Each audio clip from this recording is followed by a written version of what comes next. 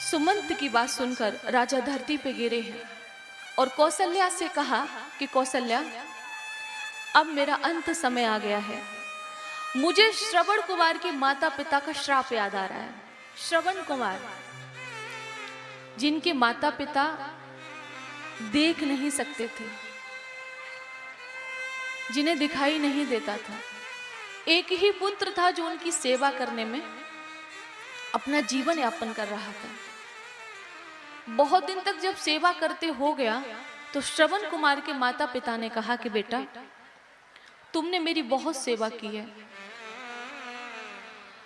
अब हम जीवन के चतुर्थ पड़ाव में हैं, कब श्वास निकल जाए ये पता नहीं है, तो बस एक आग्रह है कि मुझे तीर्थों का दर्शन करा दो। हम इन आंखों से देख नहीं सकते, लेकिन ये मेरा तन अगर तीर्थों में गया तो पवित्र हो जाएगा। तुम उन तीर्थों की महिमा कहना जिनको सुनकर हमारे कान पवित्र हो जाएंगे। जैसे ही श्रवण कुमार ने अपने पिता की, अपनी माता की इस दिल की आवाज को सुना तो तराजू की तरह उन्होंने एक तरफ अपनी माँ को बिठाया और एक तरफ अपने पिता को बिठाया और कंधे पे रख के जाने लगे। प्रयाग आदि तीर्थों के दर्शन करा चुके थे। जैसे ही अयोध्या के किनारे से जा रहे थे तो इनके माता पिता को प्यास लगी। श्रवण जी से कहा कि बेटा, बहुत जोर से प्यास लगी है, थोड़ा जल मिलेगा?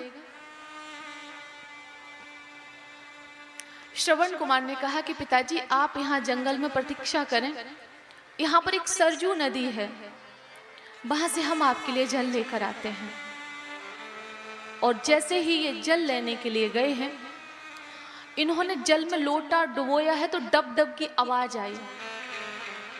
राजा दशरथ को शब्द भेदी बाण चलाना आता था। शब्द वेदी का अर्थ होता है कि शब्द को सुनकर बाण चलाना, वहीं पे जाके लगे, दिखाई दे न दे, शब्द वेदी बाण। तो शब्द वेदी बाण से जैसे ही प्रहार किया राजा दशरथ ने, श्रवण कुमार के वक्ष स्थल में लगा जाके चिल्लाने लगे, हाय माता, हाय पिताजी, आपको हम जल नहीं पिला पाए, मेरा क्या अपराध था, किसी ने मुझे क्यों मार दिया। जब आवाज सुनी राजा दशरथ ने तो सरजू के किनारे गए तो देखा ये तो हमसे अपराध बन गया, किसी बालक की हमने हत्या कर दी। श्रवण कुमार ने कहा कि हे राजा, आपका हमने क्या बिगाड़ा था, हम तो अपने माता पिता को जल पिलाने के लिए आए थे, जानते उनको दिखाई भी नहीं देता है और वो हमें इतना प्रेम करते हैं, अगर उनको ये पता चलेगा कि हम इस दुनिया में नहीं रहे तो वो जल भी नहीं पिएंगे और प्राणों का त्याग कर देंगे। ये आपने क्या किया, मेरा क्या अपराध था? अरे आपको ये कला आती थी तो इसका सदुपयोग आप करते, आपने तो दुरुपयोग किया। आप देखते समझते उसके बाद बाण चलाते, ये आपने क्या किया? श्रवण कुमार रुदन करे, मरने का गम नहीं है राव, मुझे मरने का गम नहीं है, मुझे अपने माता पिता की चिंता है, उनका क्या होगा। राजा दशरथ का लज्जा से मुख झुका है। आज कौशल्या को बता रहे हैं कि हमें वो श्राप याद आ रहा है, लज्जा से सर झुका है। श्रवण कुमार, अब हम कुछ नहीं कर सकते। श्रवण कुमार ने कहा कि राव, बस इतना करिए, आप हमारे माता पिता को जल पिला दो। ये तो हम जानते हैं कि वो जल नहीं पिएंगे, ये हम जानते हैं, लेकिन मेरी आखिरी इच्छा है कि उन तक जल पहुंचे ताकि हम आखिरी श्वास चैन से ले सकें। इतना कहकर श्रवण कुमार ने अपना दम तोड़ दिया।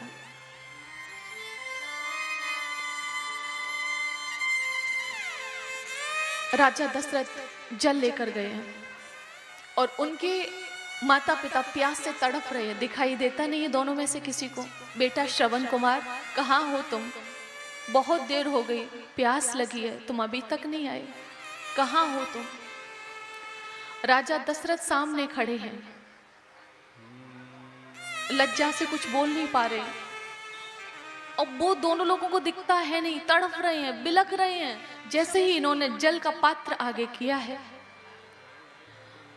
हाथ स्पर्श हुआ। श्रवण कुमार, तुम बोल क्यों नहीं रहे हो? तुम जल लेकर आए हो लेकिन बोल क्यों नहीं रहे हो? अब बोले कौन? बेटा तुम बोलोगे नहीं तो हम ये जल नहीं पिएंगे, तुम बोलोगे नहीं तो हम जल नहीं पिएंगे। राजा दशरथ कहते हैं, हमको क्षमा कर देना, हमसे अपराध बन गया, तुम्हारा बेटा हमारे हाथों मारा गया है, आप ये जल पी लो। उसने ये जल भेजा है तुम्हारे लिए।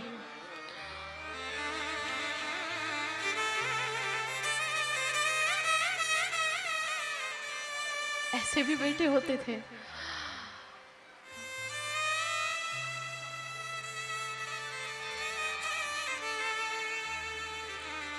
जानते हो, जल को नहीं पिया।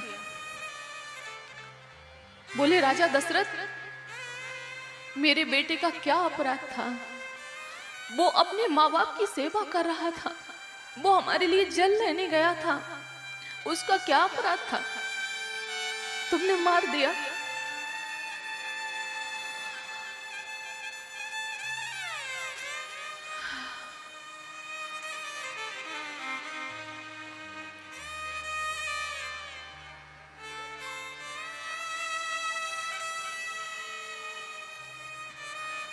जाओ राजा, ये जल तो हम नहीं पिएंगे, लेकिन तुमको श्राप देते हैं।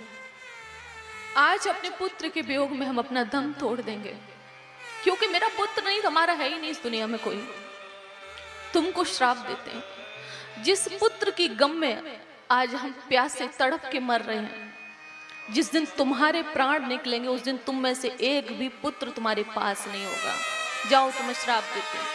जैसे आज तड़प तड़प कर हमारे प्राण निकल रहे, ऐसे ही तुम्हारे तड़प तड़प के प्राण निकलेंगे।